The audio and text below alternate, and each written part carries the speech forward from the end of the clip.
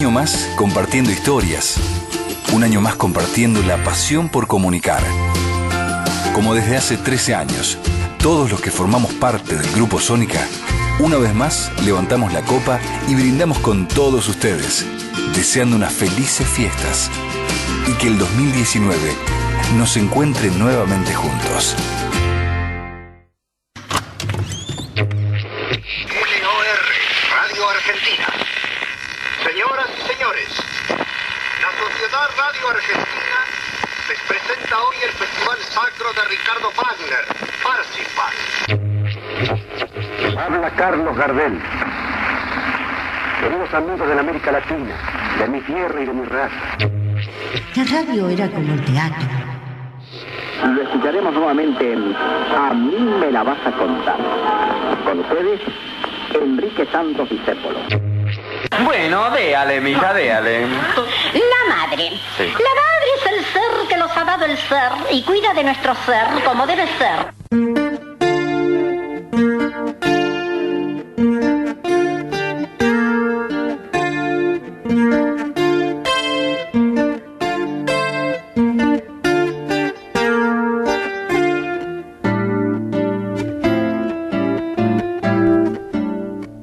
Es necesario reeducar al deseo,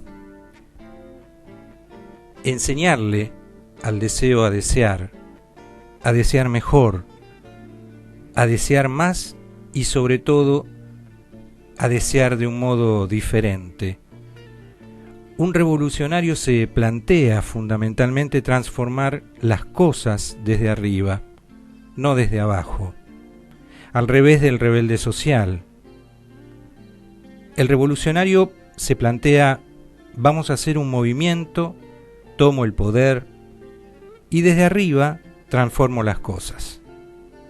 Y el rebelde social no. El rebelde social organiza a las masas y desde abajo va transformando sin tener que plantearse la cuestión de la toma del poder. Contra la muerte nosotros demandamos vida. Contra el silencio exigimos la palabra y el respeto.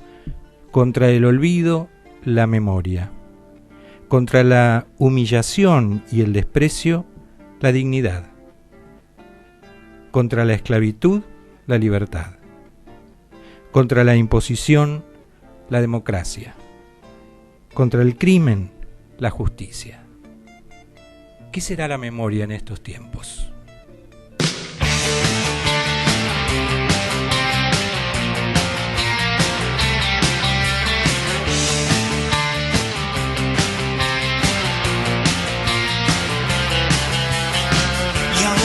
Yo, porque me toca en este tiempo de plumaje blanco, un mudo con tu voz y un ciego como yo, vencedores vencidos. Te has fugado, me hago humo de la alarma. Ensayo general para la farsa actual, teatro antidisturbio.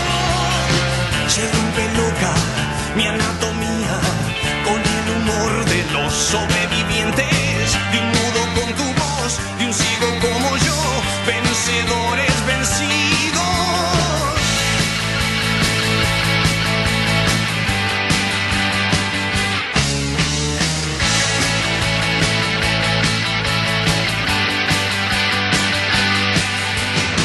Leyendo diarios en un baño turco, empañando Ray-Bans, mascando un hueso. Tu perro, un perro cruel, con la costumbre de no contentarse con los restos. Ovejero que descansa en manto negro. Ensayo general para la farsa actual, teatro antidisturbio.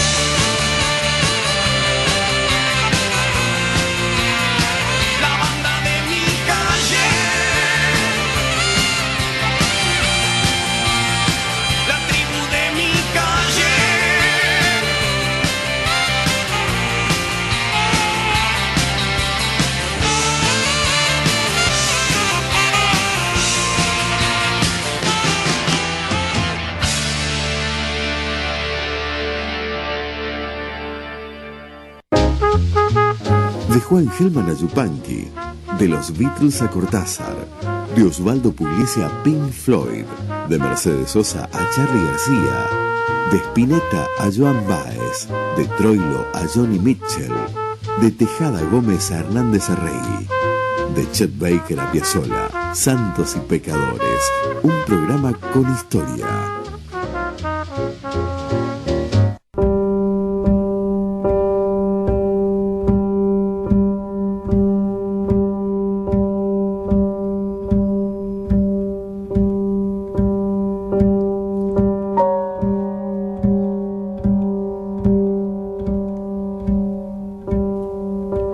En la operación técnica está Mercedes Cervera Novo, en la coproducción y edición Fernando Mengani, en la locución Salvador Hassan y en la conducción y producción general Néstor Alejandro Tenaglia.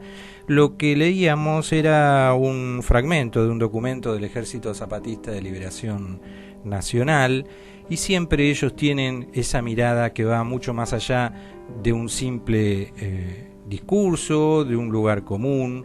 Se plantean ir un poco... interpelarnos en todo caso.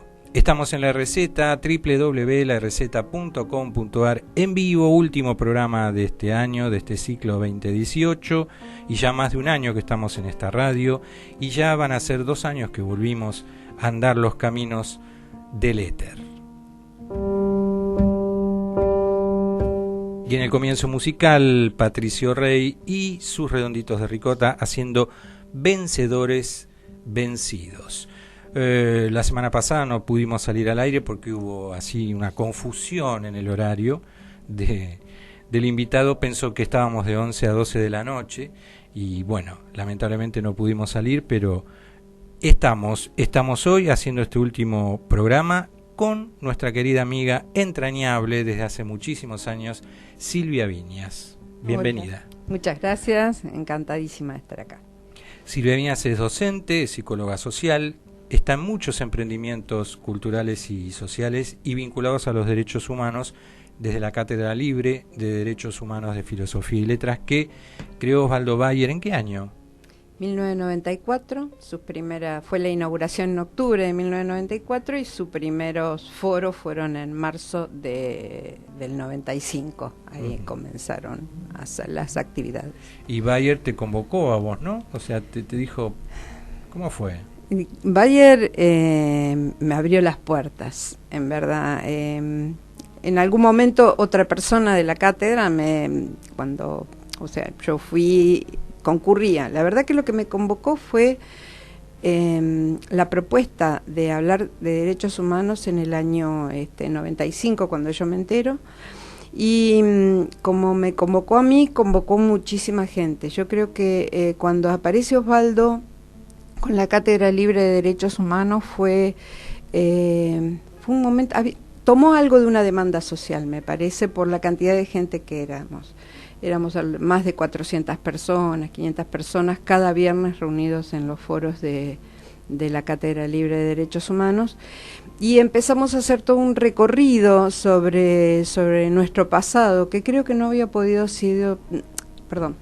se había podido comentar, charlar, debatir, discutir, escuchar los testimonios más en vivo, porque a veces algunos no nos atrevimos a ir a los juicios de la Junta, porque en las juntas tampoco los que dieron testimonio pudieron darlos como querían darlos, porque siempre eran los testigos que sobrevivían, eran mirados como si hubieran sido ellos los causantes de lo que había pasado, por la teoría de los 2 demonios.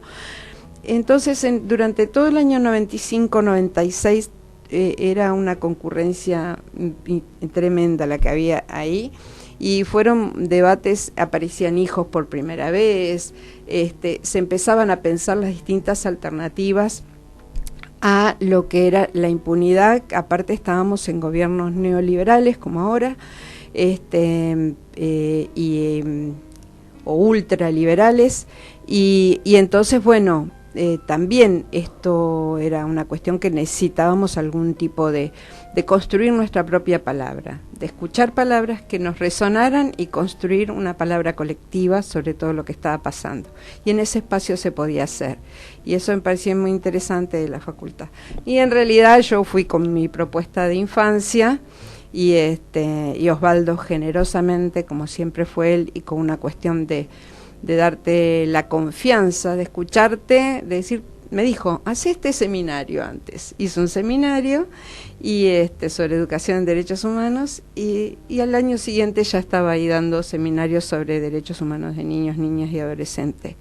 Pero yo digo que Osvaldo a mí me parió como sujeto social y político.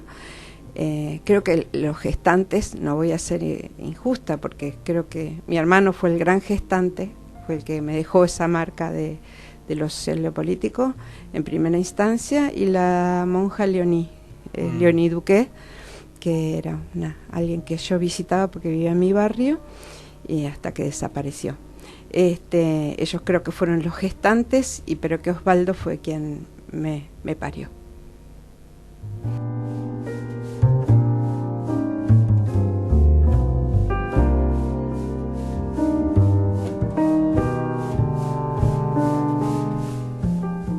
Delia de Villa Crespo dice: hola amigos, otra vez compartiendo en esta mañana lluviosa, qué buenos principios para comenzar el día. La indiferencia es tan grande que yo agregaría comenzar a hacernos cargo de todo lo que nos está sucediendo. Esto tendrá que ver con lo que leí al comienzo de el zapatismo, que te gustó, Silvia, reeducar al deseo. ¿Qué nos está pasando? Me encanta porque el deseo generalmente se trabaja a nivel psicoanalítico y a nivel subjetivo y sabemos que el psicoanálisis adoleció mucho de este vicio individualista. Entonces a veces el deseo se considera solamente desde lo singular. Claro, digamos, lo individual. ¿No? Exactamente. Y a veces, bueno, primero si hablas de deseo, en realidad hay gente que ya dejó de hablar de lo individual porque no hay nada indiviso. Y la subjetividad, digamos, ya uno como sujeto ya está dividido, hay algo del inconsciente que uno no conoce, ¿no? Entonces uno es un sujeto dividido también. Pero sin embargo yo sigo sintiendo que son pocos los psicoanalistas que le dan la verdadera el verdadero alcance que tiene lo social. Lo social, yo lo veo por ejemplo en esto, ¿no? De cómo se desarrolla, y hay tanta teoría sobre las marcas que te dan parentales, digamos, del padre y la madre, y qué poca que hay de los hermanos. Y quienes hemos tenido la posibilidad de tener hermanos, hermanas, hermanes también, creo que no falta teoría como para decir lo que esto significa. Yo acabo de hablar de que mi hermano a mí me gestó en esto de lo social y lo político, y qué poca teoría hay sobre este aspecto. Es un poco lo que le ha pasado también a la Revolución Francesa: igualdad, libertad y fraternidad. Y la fraternidad es la que siempre tiene que ver justamente con lo que hace a los espacios sociales, con lo que hace a la solidaridad, y justo es esa la que menos se ha trabajado. El liberalismo se basó principalmente en las otras dos. Fue el socialismo quien recién va a tomar ese otro aspecto que tiene que ver con la fraternidad, que tiene que ver con lo solidario. Y en ese sentido, cuando los hermanos, ¿por qué son importantes? Porque es con ellos con quien construís una mirada diferente hacia tus padres, que son los que te marcan, que son los que te definen en un principio, para después vos poder hacerte sujeto y diferenciarte de ellos. Los pueblos necesitamos lo mismo: juntarnos para poder pensar a esos padres, para poder pensar estos que nos dominan, estos que nos hacen, estos que nos dicen quiénes somos, para poder pensar. Por eso por ahí en el feminismo trabajan y reivindican tanto la sororidad, ¿no? Esto que a mí me costó entenderlo también, pero que tiene que ver justamente con eso. La sororidad tiene que ver con algo entre pares y que pueden mirar a aquellos que digamos que tienen un poder sobre vos. Así que en el deseo me fui con lo del deseo, pero esto es interesante porque fíjate que las cuestiones que más se reprimen socialmente tienen mucho que ver con el deseo. Y al revés, nos meten un deseo que es por lo material, por el capitalismo. Por tener. Por tener. Exactamente, y no por ser. Y en el deseo, la sexualidad está siempre mirada, controlada, todo esto que tiene que ver justamente con este deseo, esto que te despierta un deseo. Las cuestiones, a veces también las cuestiones de masa te producen deseos, ¿no? O los reprimen. Sí, también a veces creo que conforman deseos que son bloques, porque el deseo tiene aristas, o sea, el deseo no es, tener un deseo no es todo, digamos, no hay algo que vos deseas y con eso sos completo, la completud no existe, y a veces lo que se genera en las cuestiones de masa, o en estos idealismos, o sea, yo creo que el capitalismo es un gran, una ideología de masas también importantísima, por más que se parezca diferente, pero es una ideología de masas, por algo los medios son los que dominan las formas actuales de la política, digamos, ¿no? Porque los medios, porque los medios tienen que ser masivos justamente, para producir efectos masa en todas las poblaciones y que haya poca margen para que aparezcan los verdaderos deseos sociales, no solo la necesidad es fundamental, pero también el deseo, pues yo puedo tener necesidades, pero a veces nos quieren sumergir en ser sujetos de necesidades. A ver, hay que darle comida de comer, bueno, tirale harina, tirale fideo. ¿Por qué no puede desear comerse un lechón ahora el 31? ¿Entendés? ¿Cómo este negrito va a querer comerse un lechón? Sí, a propósito de eso que decís, estamos con Silvia Viñas, charlando, pensando en voz alta, psicóloga social, docente, militante. Me quedé pensando en algunos discursos de la oposición política, con posibilidades de acceder el año que viene a lugares clave, y me sorprendió mucho que ellos estén pensando en que el sueño de la clase argentina, de la clase media, de la clase más humilde, es tener la heladera llena. Y me sentí como reducido a un anaquel o a un estante, ¿no? Porque ¿es eso lo que busca la oposición realmente como horizonte? Que tengamos otra vez la heladera llena, los que pudimos tener la heladera llena en algún momento, ¿no? Es muy triste eso, y que también tiene que ver con el control del deseo social. Y del dolor, porque esto también me parece terrible. Utilizar el dolor. Estoy muy cansada de escuchar ciertos discursos críticos, pero que lo único que hacen es llevarte como a una cuestión de decepción, de desengaño, de que todo está podrido, que nos estafan, siempre en pasivo. Vos sos el estafado, vos sos el engañado, vos sos, ¿entendés? Así, siempre te dejan en un lugar absolutamente pasivo. Y esto me parece que no es justo, además. No es justo porque cuando vos estás en los barrios, vos ves que hay un montón de formas y de construcciones de resistencias. Ayer lo hablábamos con otros compañeros y compañeras, y realmente hay un montón de movilizaciones y de búsquedas de resistencia. Y es cierto, no solamente se quiere llenar la heladera, y a veces creo que creo que menos le gustaría a esta gente que se cree que lo que hay que hacer es llenarle la heladera a la gente, o que la gente pueda, primero que tendría que cada cual pueda llenar su heladera con lo que quiera, además, sino que porque por ahí no necesitan llenar su heladera, porque por ahí juntan lo que tiene cada heladera y hacen algo interesante. y con eso están bien. Y lo que más disfrutan y lo que sí desean es estar junto a tales y toda esta familia juntas celebrando alguna fiesta, haciendo alguna cosa, compartiendo.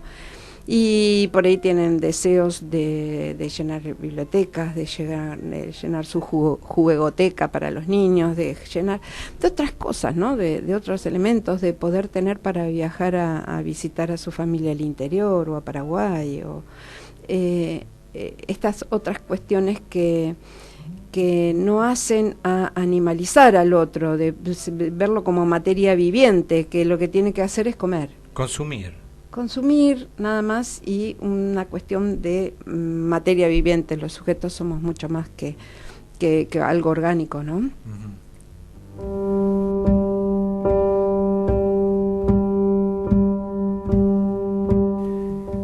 Delia de Villa Crespo, como persona y pediatra me siento muy consustanciada con las palabras de la señora Silvia Viñas, porque hay que comenzar desde el núcleo familiar a construir lo colectivo. Vinicius Pereira Cruz, querido, desde Belo Horizonte, Brasil, está lindo el programa, amigo. Bueno, muchas gracias. Quiero agradecer un paréntesis acá a los amigos de Latinoamérica que han de alguna manera trabajado, aportado muchísimo a las emisiones de Santos y Pecadores este año.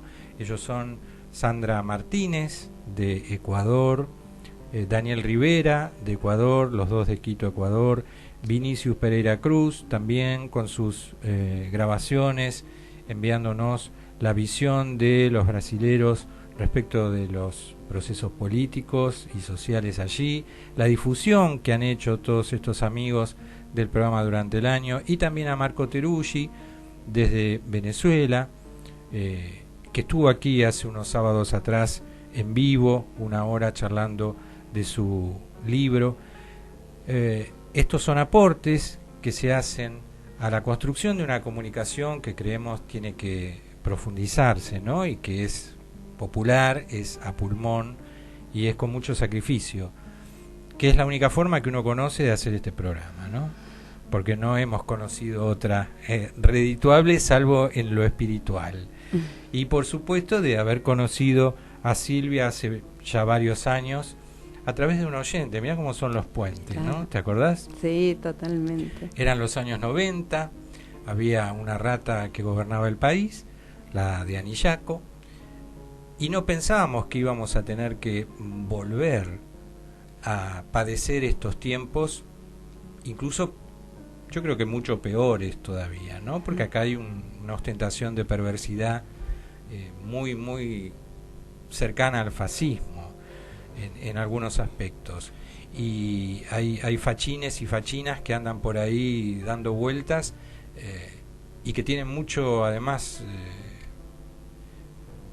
mucha cosecha en todo lo que dicen.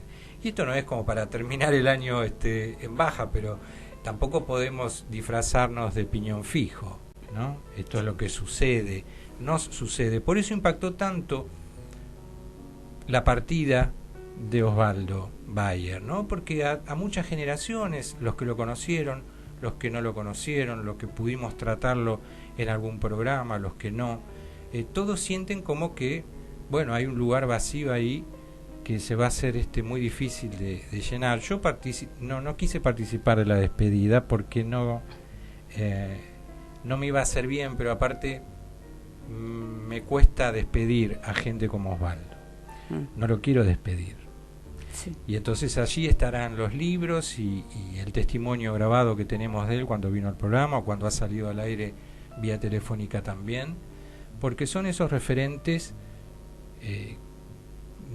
digamos indispensables para una sociedad que quiere ser mejor, ¿no?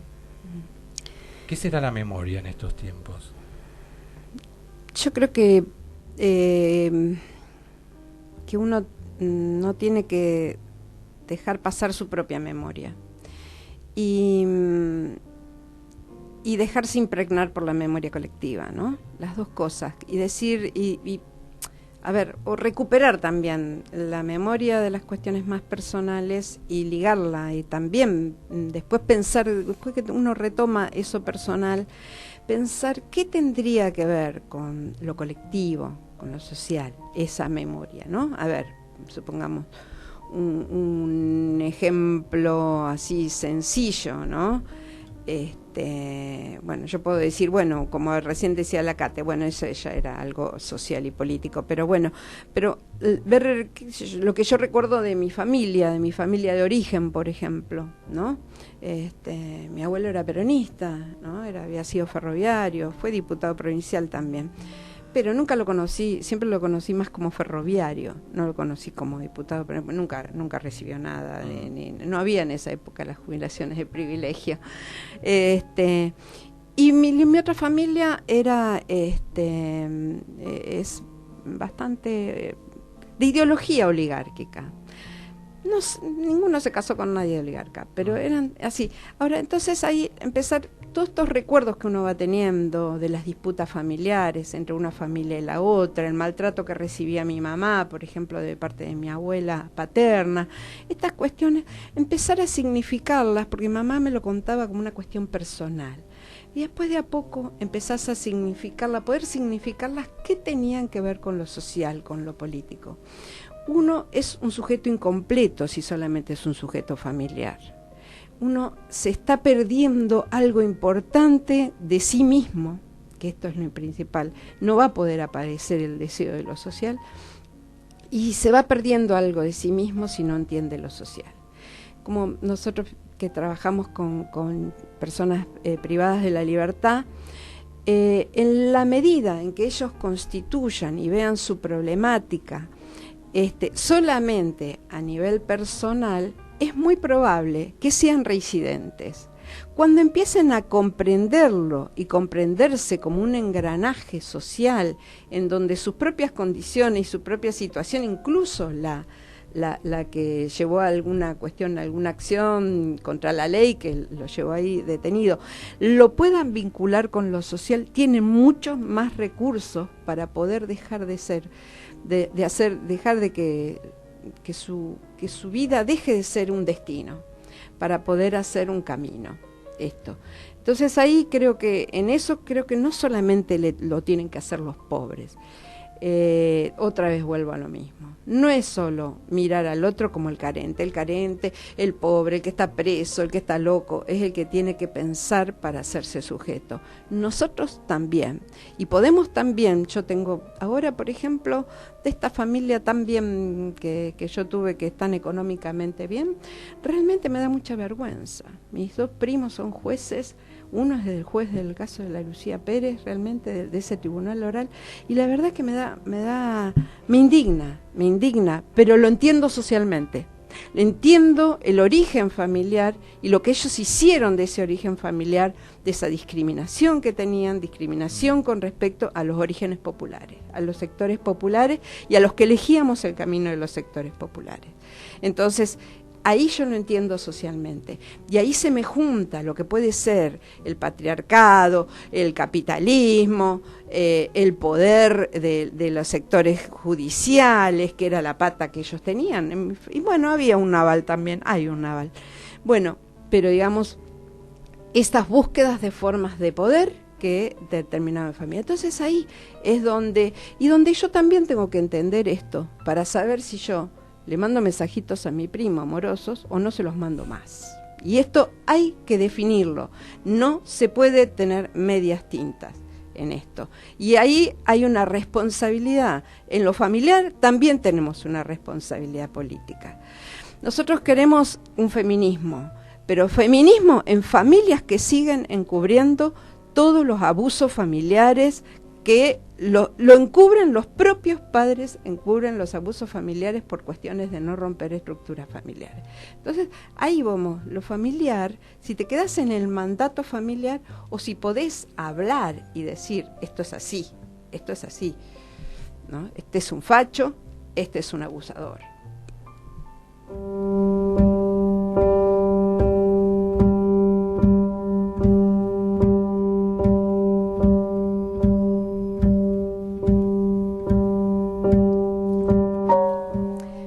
Estamos en Santos y Pecadores, ¿sí? ¿Cómo? ¿Qué dice? Perdón. Estamos en vivo en Santos y Pecadores con Silvia Viñas, psicóloga social docente. Y mira qué lindo.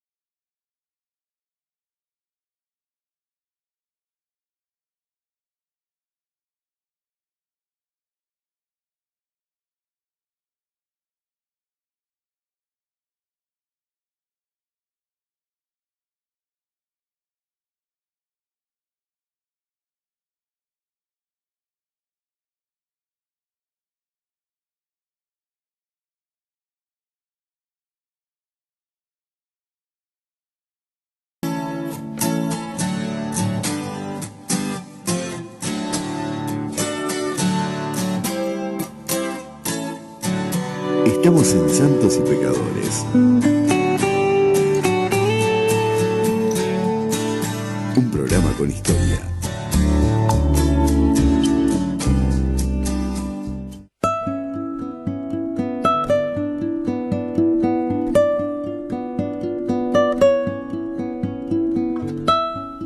que escuchamos recién es del disco Desembarco, Julián Polito y los lirios del campo.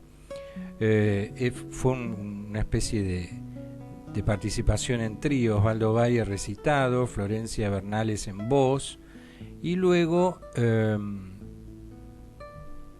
¿quién más? Evar Cativela, vihuela de mano, guitarra criolla, Emilio Cervini, Juan Casabellas en voz, y lo que se hizo es unir un poema latino de Horacio, Beatus Ile, dice, es un poema del poeta latino Horacio que fue redescubierto en el Renacimiento y fue adoptado como una de los refranes regentes de una vida bien vivida, menos conocido que otros como el Carpe Diem.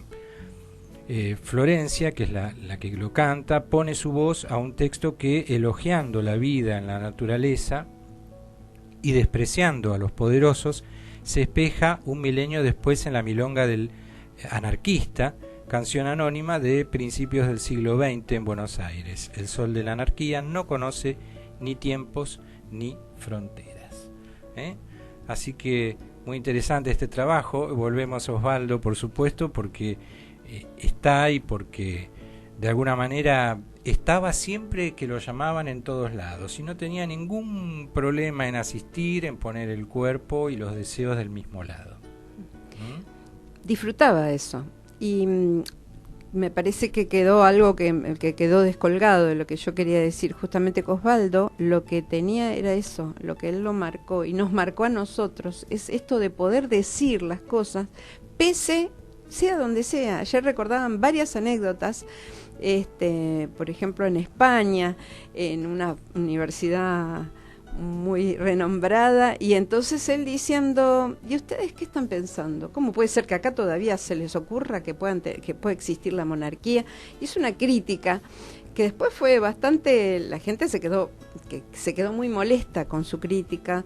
Lo mismo le pasó con La Chispa, o en Esquel, cuando él estuvo trabajando, sí. que lo echan de donde está trabajando por lo que lo opina, o lo que le pasó en Rawson cuando hizo la crítica y propuso que fuera Arbolito y después el bisnieto lo metió preso.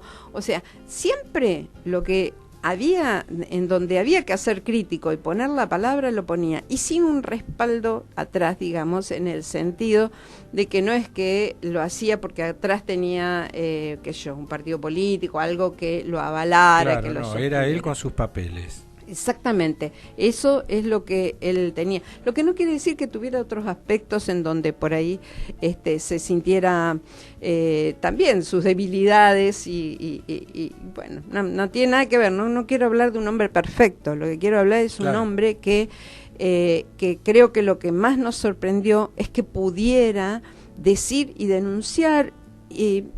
Yo siempre estoy insistiendo en algo hace un tiempo, todavía no lo tengo muy bien pensado, pero creo que enunciar. Yo insisto con que tenemos que recuperar la enunciación, no la denuncia solamente, porque cuando vamos a la denuncia es porque a veces no tuvimos la oportunidad, y nosotros tenemos que ser grandes enunciadores, no solamente denunciantes.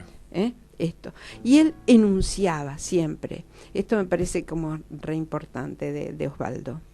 Delia de Villa Crespo, se ve que está muy atenta a todo lo que estás diciendo. Muy interesante esta mirada de lo individual a lo colectivo. Nos hace más fuertes para liberarnos de las ataduras que de alguna manera nos paralizan. Y me quedé pensando en esto del momento justo o no, porque era un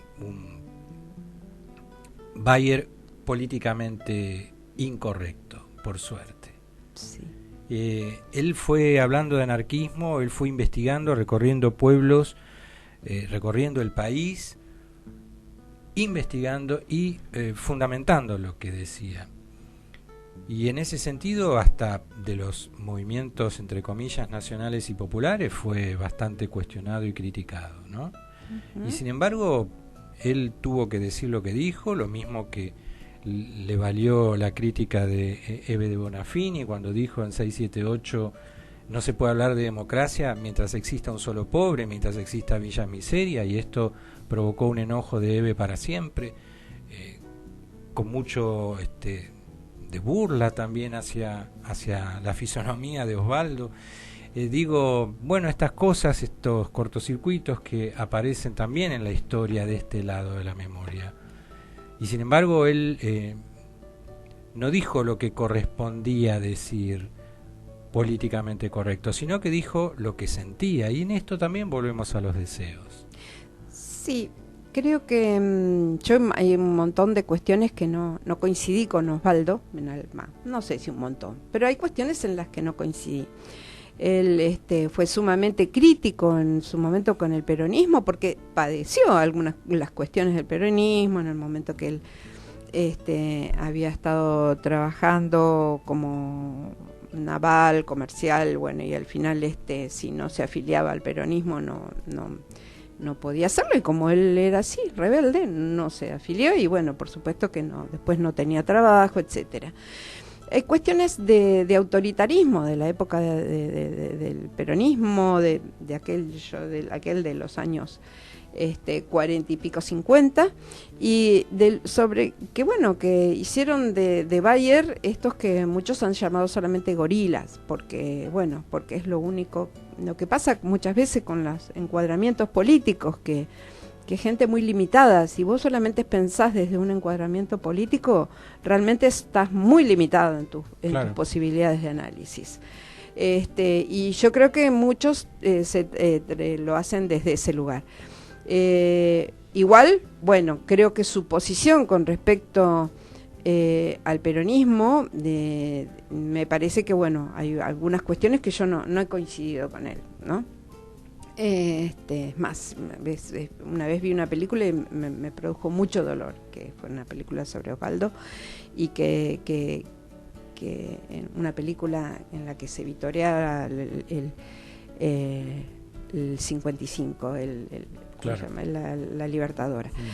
Evidentemente a mí, a eso, bueno, esto es lo que muchas veces la izquierda tampoco entiende, lo que significó el peronismo, lo que significó no para Perón y sus abusos autoritarios y todo esto, sino para las clases trabajadoras comenzaron a ser sujetos. Mi abuelo, si era ferroviario, ¿cómo no iba a ser peronista?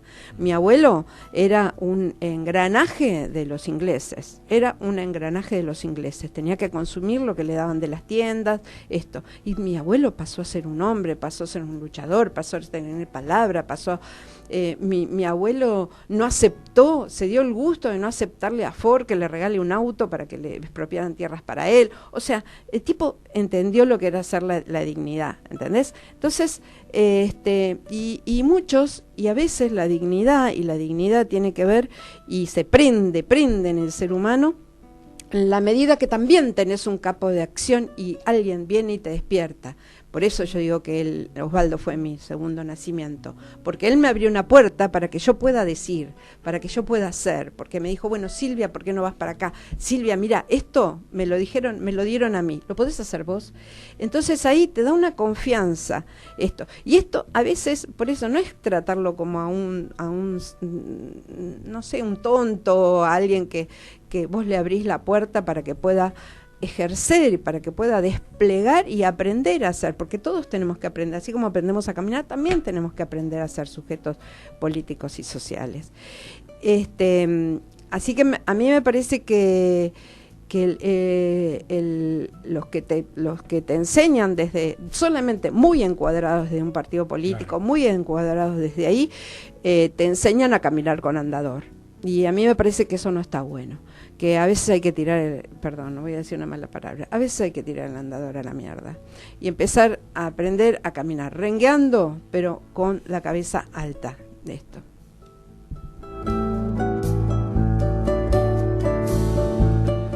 Querido amigo Cristian Ferreira de Mañana es Ayer, escuchando amigos STLN, fuerte abrazo para ustedes, excelente la participación de Silvia.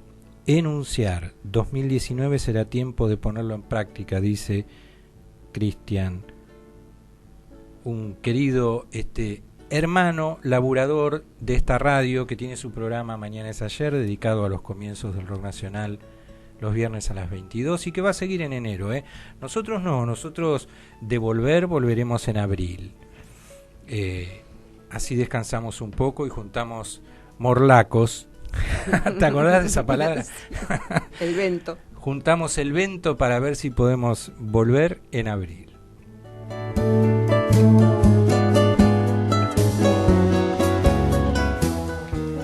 Bueno, estamos, cuántas cosas, ¿no? Porque si hablamos de peronismo tenemos que hacer varios programas dedicados a la cuestión. Yo creo que lo cosechado, lo conseguido, las conquistas sociales del peronismo son incuestionables desde ese lugar. Sin embargo, me pregunto hoy día, y después de haber apoyado, porque creo que cuando uno hace comunicación también tiene que decir de dónde habla, ¿no? Es una condición, ¿no? Cuando vos ves de un lado y del otro que de repente en una emisión parece que tiran para un lado, en otra emisión parece que tiran para otro. Yo he apoyado al gobierno anterior en muchas oportunidades electoralmente y lo he cuestionado también muchas veces. Ahora me pregunto, ¿no estamos como a la deriva otra vez? ¿Qué nos pasó después de semejante proceso electoral como para terminar otra vez en los brazos de este gobierno, de este sistema perverso que nos está desgarrando? Y no hablo de desaliento, hablo de no estamos mereciendo construir algo superador del peronismo, porque la clase trabajadora tuvo acceso a un montón de cosas, pero creo que también fue limitada por el propio Perón, fue limitada por los dirigentes, nunca se liberó del todo, porque el límite era Perón. Tal vez esto merezca un programa aparte y con gente también más entendida que uno, que opina desde afuera, ¿no? Pero por lo que hemos leído, por lo que yo leí, creo que estamos mereciendo algo superador y no lo sabemos construir, porque estamos siempre como dependiendo de referentes que no están en la calle militando y poniendo el cuerpo con los compañeros, con los despedidos, no están. Mira, a mí me parece que se está profundizando el problema, que cada vez se profundiza más este problema de las supuestas democracias o este sistema que se cree que es democrático. Me parece que trasciende el peronismo y que a veces yo diferenciaría lo que es un movimiento de lo que es un discurso, ¿no? También, me parece que hay que ahí diferenciar un poco estas dos cuestiones.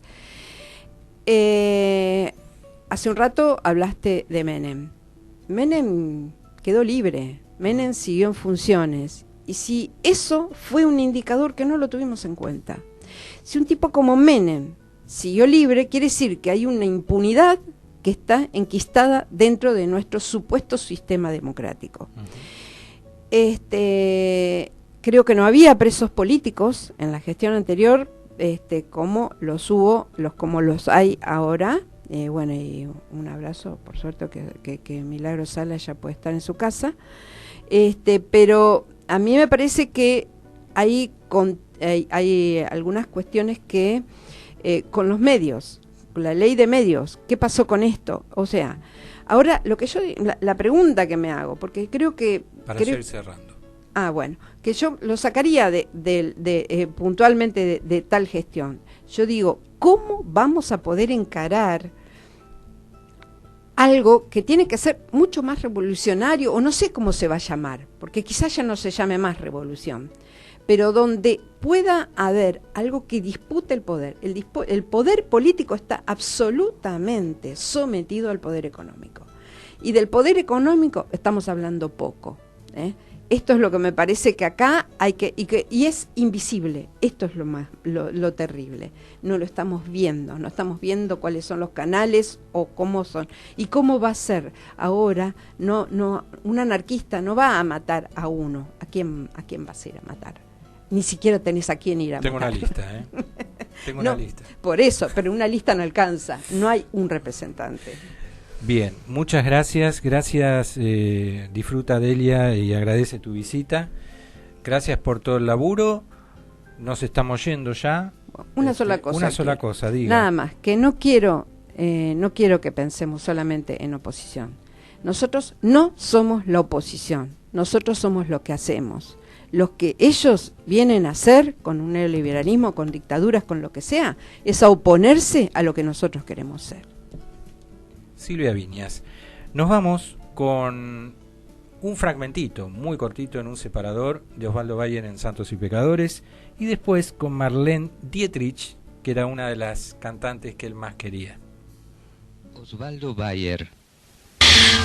Bueno, es decir, guarda una historia trágica, aquel título del primer libro que habló de lo que había ocurrido, de aquel José María Borrero, que se llamó La Patagonia Trágica, tiene mucho realmente de verdad, ¿no? Primero, la eliminación de sus habitantes naturales, principalmente de los tehuelches, de los zonas. Quedaron, sí, los mapuches en las cordilleras, refugiados por esos profundos valles, eliminados en parte por el genocidio del general Roca y de los políticos de Buenos Aires. Está primero esa historia trágica, esa historia absolutamente injusta y anticristiana, y después seguirá la otra Patagonia trágica, la Patagonia de la represión obrera en los años 20 y 21.